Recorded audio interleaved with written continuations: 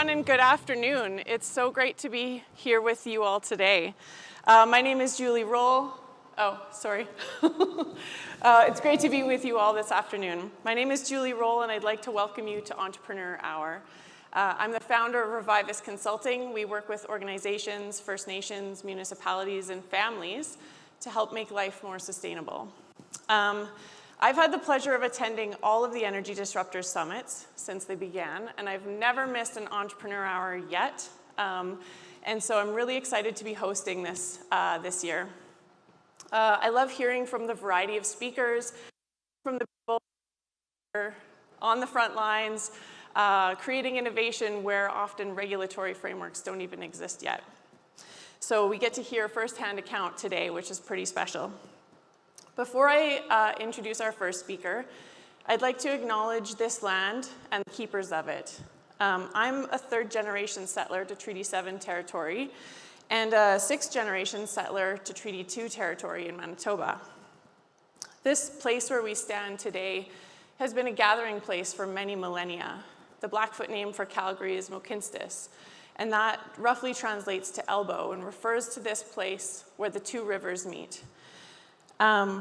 In the spirit of respect, reciprocity, and truth, I want to acknowledge the keepers of this land and give thanks to the many generations of folks that have passed through this place. I give thanks to the Arhe Nakota nations of Chiniki, Bearspaw, and Goodstoney. I give thanks to the people of the Tsuut'ina Nation and the Niitsitapi people of Siksika, Piikani, and Kainai First Nations. I acknowledge that this territory is also home to Métis Nation within Alberta Districts 5 and 6. Today's session has two speakers with a joint Q&A session at the end, so I encourage you to think of some questions and hold them until the very end when we can have a bit of a conversation up here on stage. Now, I have the pleasure of introducing our first speaker, Ryan Smith. He's the CEO of 360 Engineering and Environmental Consulting. This company's mission is to deliver simple solutions to complex engineering and environmental projects. Ryan isn't your average run-of-the-mill CEO with a Bachelor of Economics. He also has had an extensive and distinguished career as a professional rugby player. It's clear why he was inducted into the Canadian Rugby Hall of Fame, as he served as the former captain of the Canadian team, participated in 3 Rugby World Cups, and played professionally in France and New Zealand. In his talk, titled Blood, Sweat, and Beers, Ryan's going to share with us how his past life as an athlete has prepared him for entrepreneurship today. Please join me in welcoming Ryan to the stage.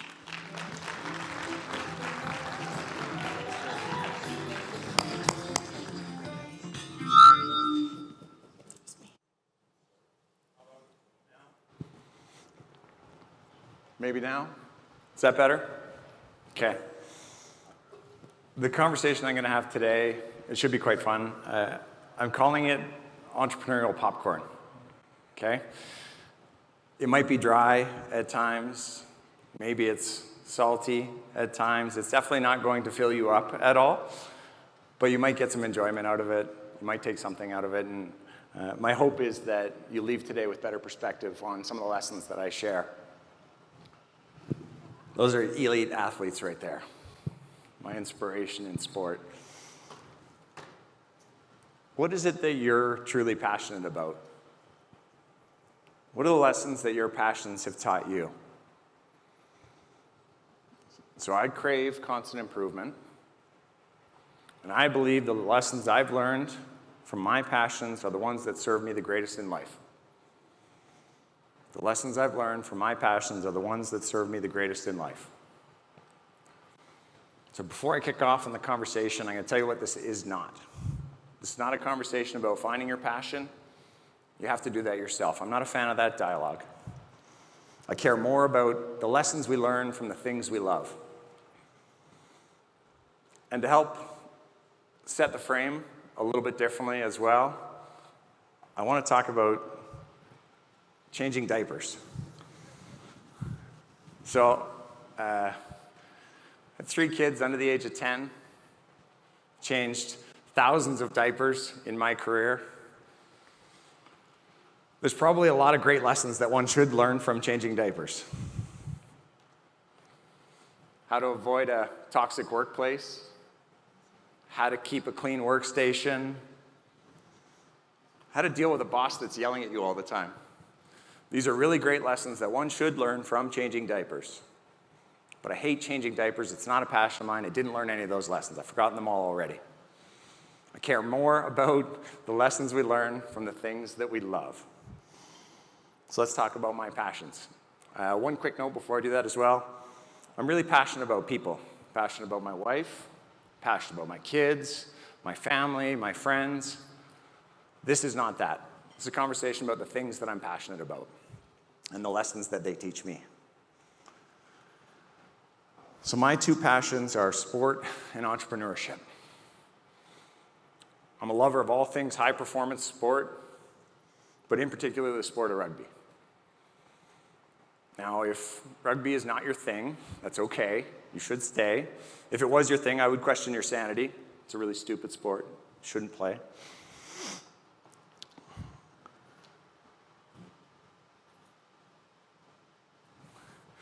It's not a bad picture. I like it anyways. It reminds me of good memories. So if it's not your thing, though, I'm going to hope that when I share my lessons today, that you'll see my passion for sport has lent itself to my passion for business, and that the lessons I've learned across both of those continue to serve me to this day. I always knew that I would become an entrepreneur. My parents worked for themselves. They were entrepreneurs in the world of breeding and raising horses. I learned a ton of great lessons from them. Today, I'm on my second business as an owner. In this one, I'm a proud co-founder and the CEO. Our business, 360 Engineering Environmental Consultants, started in 2016 with 3 people on the side of a desk, based here in Calgary, and today is over 150 employees working in multiple countries around the world. We solve some of the most complex site restoration problems that exist inside the energy sector, and we've helped transform the way that a lot of people in energy in Western Canada anyways look at site closure. It's a business that I'm really proud to be a part of, and in some small way we are energy disruptors. And every day that I go to work at 360, we learn a ton of new lessons. I learn a ton of new lessons for everybody that I work with. And new lessons are awesome, but I also lean on a bunch of the lessons that I learned from my past life, my first passion. And that's the sport of rugby. Why rugby? You should ask. Was garbage at hockey is the answer. I don't know how to play very well. Like any Canadian kid who ends up playing rugby, you're garbage at hockey typically. But at the age of 14, I was introduced to the sport by an enthusiastic gym teacher. That man over there on the left, Kirk Robertson. And I fell in love with the sport instantly and have had a passionate love affair since. At the age of 21, I made my first representative side, an age grade representative side. At the age of 23, I made the senior team. In 2003, I was selected to represent Canada at the pinnacle of our sport, the Rugby World Cup. I went on to represent Canada again at the 2007 and the 2011 versions. A long career as a player, as a leader, and as a captain. I had the privilege of being a custodian of a Canadian jersey 51 times. I met a number of great friends, traveled the world, and learned a bunch of great lessons along the way. It's on those lessons that I would like to chat today. Who here knows what the haka is? Hands, maybe? Anyone?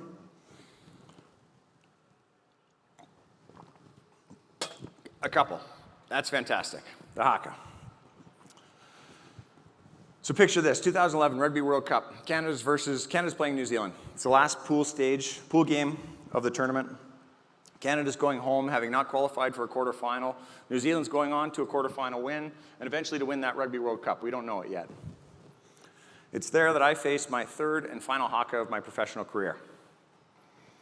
So the haka, for those that didn't raise their hands, it's a traditional Maori war dance that's performed at the start of every All Blacks game. And in rugby, it's partly designed to pose a challenge and pay respect to the opponent in the coming battle. And when you see the haka on television or you watch it in a stadium, it's a loud and exciting experience. When you witness the haka on the field, 10 meters from the greatest team to ever play sport, it's an experience that's something altogether different. Now, in this instance, October 2nd, 2011, 13 years ago tomorrow, the haka was led by a gentleman named Piri Wipu. Now, Piri is effectively a 5'9" refrigerator on feet. He's a large man. In real life, he's a very soft-spoken individual. Oh, yeah, hey, bro, how you doing, bro? Really friendly guy. When he leads the haka, though, most would think that he would want to tear your head off. He probably does. He probably tries. So in this instance, I'm going to give you a sense now. This is where I'm going to embarrass myself, okay? I'm going to give you a sense of what this is like. I'm not going to do the haka, I promise, but I'm going to give you a sense. So what happens once you sing the anthems, sing the national anthems, stadium's filled, 40,000 people, Canadian team takes the halfway line, shoulder to shoulder like this, arm in arm. The All Blacks stand facing you on the 10-meter line in this triangle formation. It looks a lot like this stage. And Piri, my friend the refrigerator, is walking in between the players. That's why I'm pacing. He's walking between the players. And when he starts walking, the crowd starts going, ah, the noise starts building. And there's a microphone sitting in between the two teams, so the waves of noise come over top of you. And Piri stops, picks somebody out. Karite! And the crowd goes, ah. He walks around again, he picks out somebody else. Karite! Ah, somebody else yells out. His eyes are coming out of his head. Blowing air out of his mouth like this. Stops, looks in the middle. Waikamu! 22 guys on the other side. Hi! That's how it starts, okay? The whole experience lasts maybe 30 seconds. Some people, it feels like an hour. The All Blacks finish, hands on the hips. I need that. With their hands on the hips like this, tongue stuck out. Canadian team gives one last squeeze. Your heart's pounding out of your chest like this. You feel like you can run through a brick wall. Take your respective sides to begin the match. And that's where, in that moment, I learned the first lesson that I'd like to share. So on that day, October 2nd, 2011, the Canadian team chose to come into the stadium. We chose to go down the tunnel. We chose to cross the white line that's on that field. We chose to face the haka. We chose to enter that arena.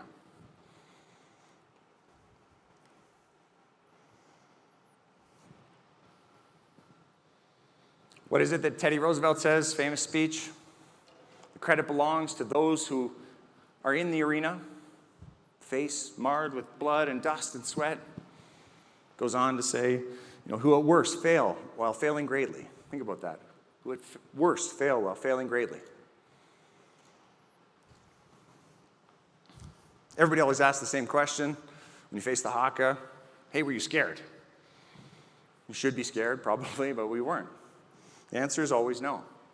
No, because we had done all the work, we prepared ourselves in the right way, and we'd actually done the last thing that's the most important step that seems small, but it's actually quite big, is we decided to enter the arena.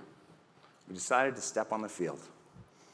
I'll tell you a similar analogy for those not in the sporting world, in the business world. When I quit my job to become, effectively an energy garbage man, this is what we do, an energy garbage man, it's something I should have been afraid of, likely. But I felt like I'd done the work, I felt like I was prepared, and all I needed to do was take that last step. Cross that white line, enter the arena. I had to cross that white line. So I asked the question of everybody, you ever stood face to face with something that should have been really scary and instead chose to take that step? Maybe it's a big thing, maybe it's a small thing. This is the question that you need to ask yourself. Now, if I'm you and I'm listening to what I'm saying, you say, hey, great, thanks for the advice, Ryan, go do hard things. That's useless. Not very poignant advice. So we'll break it down another step. Let's talk about some of the skills that you need to actually enter the arena. There's a million things you need to do. You need to be technically competent, you need to be smart, you need to be engaging, all those things. But the skill that stuck with me the most, that is the second lesson, is the skill of grit. So now most people would argue that grit is a personality trait. I think it's a skill. I think it's a skill that you actually have to work on. So let's talk about grit. I was going to sing a song now. Let's talk about grit, baby. Song? No? Chuckles, that's good. Maybe a few. So the science in rugby tells us that every 80 minutes of top-class rugby is the equivalent of 30 car crashes. 30 car crashes. They're slow-speed car crashes, 25, 30 kilometers an hour, but 30 car crashes every 80 minutes. Rough math on my career puts me at about 4,500 car crashes in a lifetime. Yes, I wince as well, but that seems like a tomorrow problem. I'll worry about that later. In those same 80 minutes, rugby players will burn around 3,000 calories running 6 to 10 kilometers at a moderate or sprinting pace. In my opinion, it takes a little bit of grit to play top-class rugby, any rugby for that matter. So grit, as defined by Angela Duckworth in the fantastic book by the same name, is a combination of passion and perseverance towards long-term achievement.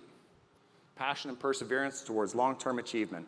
2 formulas for success that Angela describes inside of this book. If you haven't read it, it's great. 2 formulas inside of that are talent times effort equals skill, and skill times effort equals achievement. Effort shows up twice inside of those equations. 2 times for effort, 2 times is gritty. That works for me. It's tied into the business world, something that is, many people could probably relate to, a gritty moment. March of 2020. COVID arrives, the world blows up. Here, price of oil goes to negative. We had, like many others, a business that was flying that went grounded immediately. Clients cut all their budgets to zero, projects canceled. We laid off 20% of our staff, cut all the salaries. Felt like we'd been in a bus crash, let alone a car crash. But we had a lot of love for that business. We had a lot of passion. We rebuilt, we redesigned, we redirected. What does Angela say? Passion, perseverance, effort. We had all those things. So I ask you this question: how's your grit? You ever been afraid of starting something for fear of failing? If I had that, I probably wouldn't have ever played for Canada. In rugby, we didn't win as much as everybody else. I don't know if you know this. When was the last time you put yourself in a hard situation intentionally? This talk is my version of that. When was the last time you picked a fight with somebody that you knew you couldn't win? Metaphorical, maybe it's real. You should try playing the All Blacks. Chances of winning are quite low, in my world anyways. And when was the last time you dedicated yourself to something that you knew wouldn't pay off for an extremely long time? These are the questions that I want you to ask yourself in a quiet moment when you come away. Say, am I building the skill that is grit? Stay with me.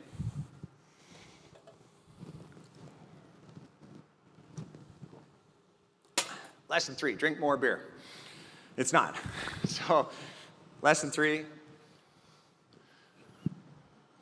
I'll tell a story from the same game. 2011 Rugby World Cup, Canada versus New Zealand. We play that match. 80 minutes, we batter the crap out of each other. Canada loses a nail-biter, 79-19. We finish the match. Easy. Finish the game, we do a lap around the stadium, say goodbye to our family and friends, go into the dressing room, sit down, the coaches say thank you for your efforts, give us all the love, and then something really cool happens. The manager for the All Blacks comes down the hall, walks into the dressing room, and he says, boys, we got a bunch of flats of beer. Why don't you come down and have a drink? So 30 guys stand up, the whole staff, we stand up, we walk down the tunnel, go into the dressing room, sit down, All Black Canadian player, All Black Canadian player. See a few guys I know from past life, we'd start to have a yarn, other boys do the same. Think about this for a second. The All Blacks have every reason to be cocky. 80% win rate lifetime. Best players in the world of rugby. Revered at home, revered the world over. In any other sporting environment, they're going on to play a quarterfinal, by the way, next week. In any other sporting environment, the All Blacks in Canada may not even shake hands after that match. But in holding with tradition, maintaining a humble approach, the All Blacks invited their opponents down to the dressing room for a pint. It's a time-honored tradition in rugby. So we went over, we sat down, we laughed, we joked for maybe an hour. It's my fondest memory in sport, hands down. We felt like any small club team in any small town, anywhere in the world. Think beer league hockey. Now, that's the lesson. Third lesson is to practice humility. And maybe I should have qualified this at the start, that if it sounds like I'm a fanboy for the All Blacks, probably because I am. Arguably, I've had, I don't know, a middle row seat to witness this culture and this organizational dynamic. And when you have tenets inside of an organization that suggests that you should honor your ancestors, and that there are no assholes allowed inside of the organization, and that after training sessions, all players, all staff, senior or otherwise, have to remain after and literally sweep the sheds to leave the dressing rooms in a better place than when they arrived, I can promise you that humility is at the core. So there's one more thing. I'm really close. There's one more thing. I mentioned at the start I was a custodian of a Canadian jersey. Okay, it's a really simple concept, but it's a humble concept. Many sporting teams hold this concept really near and dear. But what that means is that that jersey was not mine. I was only just a custodian of that jersey for the time that I got to wear it. For the 80 minutes that I got to wear that, I was a custodian of the Canadian jersey. At the end of every match, I would have to give it back. And then I would have to earn it back. So every day that I come to work at 360, I think to myself, as a leader, what have I done to earn my seat today? I ask you the same question. What have you done to earn your seat today? It's an interesting concept, maybe a humble concept, maybe one that you haven't recognized before. Other humble questions you might want to ask yourself in the same scenario is, when was the last time you opened yourself up to some really candid feedback? When was the last time you were really open about discussing some of your own personal shortcomings? Or when was the last time, perhaps, that you took on a task that on paper is, deemed beneath you? Maybe you have to change some dirty diapers every now and again, right? So it's this type of approach in business, anyways, that allows me to never have to feel like I'm the smartest person in the room. This is very easy for me to do. Never have to worry about being the smartest person in the room. I can always ask questions from a really simple standpoint without fear of feeling stupid or looking stupid, because I take a humble approach. It's this humble approach that allows me to maintain a consistent and constant approach to continually improving. Are you practicing humility? It's the question I would ask. So as I tie it off now, because of my love for sport and entrepreneurship, I've learned 3 great lessons that continue to serve me today. Number 1, to enter the arena, remember, you just have to step across that white line. Number 2, work on the skill that is grit. It's a great skill to have in anything. And number 3, practice humility. What are your passions teaching you? Thank you very much.